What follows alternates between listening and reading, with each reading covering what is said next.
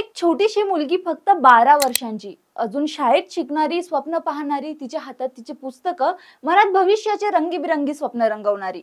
पण फक्त 3 महिन्यात 200 पेक्षा जास्त नराधमांनी तिचं बालपण उद्ध्वस्त करून टाकलं. हे तुम्हाला एखाद्या हॉरर फिल्मचा सीन वाटेल, पण हे घडलंय आपल्या महाराष्ट्रात.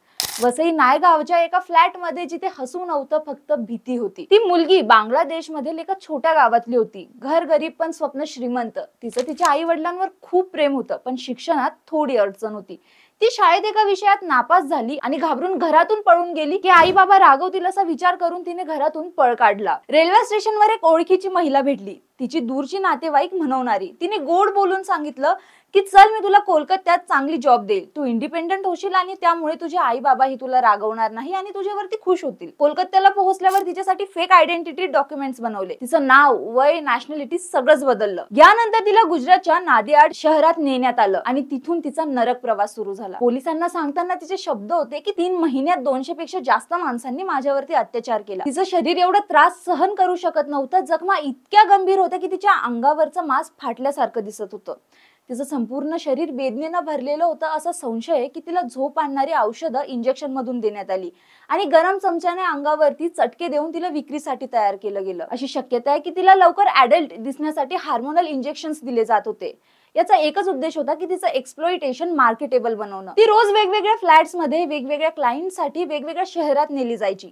प्रत्येक दिवशी तिच्या मनात एकच प्रश्न होता की मी आज वाचणार का. 26 जुलै 2025 रोजी anti human trafficking unit, Mira Bhayander Vasai Virar police commissionerate आणि एनजीओज जसं एक्सिड्यूज रोड इंडिया फाउंडेशन आणि हार्मनी फाउंडेशन, त्यांनी संध्याकाळी वसई नायगावच्या एका फ्लॅट मध्ये रेड टाकली. दरवाजा तोडून आत गेले तेव्हा खोलीत एकच मुलगी बसली होती. डोळ्यात भीती आणि थकवा दिसत होता.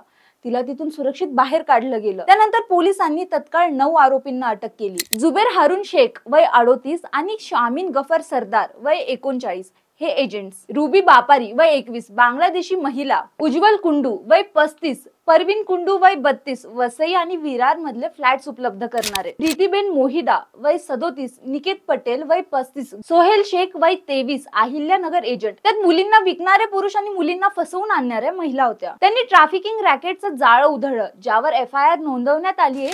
भारतीय Nyaya Sanhita, POCSO act, immoral traffic prevention act, juvenile justice act, foreigners act आणि पासपोर्ट ऍक्ट अंतर्गत. आज ती मुलगी बाल कल्याण समितीच्या कस्टडीमध्ये. Medical treatment, counselling, safe shelter सगळं दिलं जातंय.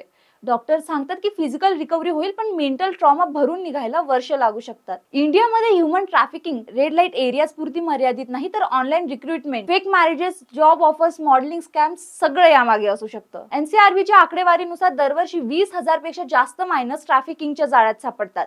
वसई विरार परिसर मुंबई जवळ असल्यामुळे ट्रॅफिकर्ससाठी लोकांना आणणं आणि नेणं हे सोपं असतं. हा लढा फक्त पोलीस किंवा NGOचा नाही, तर स्कूल्समध्ये अवेअरनेस प्रोग्राम्स हवेत. पॅरेंट्सनी मुलांशी ओपन कन्व्हर्सेशन्स ठेवायला हवीत. पब्लिक ट्रान्सपोर्ट, नेबरहुड्स मध्ये सस्पिशियस ऍक्टिव्हिटी लक्षात आणून द्या. ट्रॅफिकिंगला तोडणारा सर्वात मोठा वेपन म्हणजे कम्युनिटी विजिलन्स.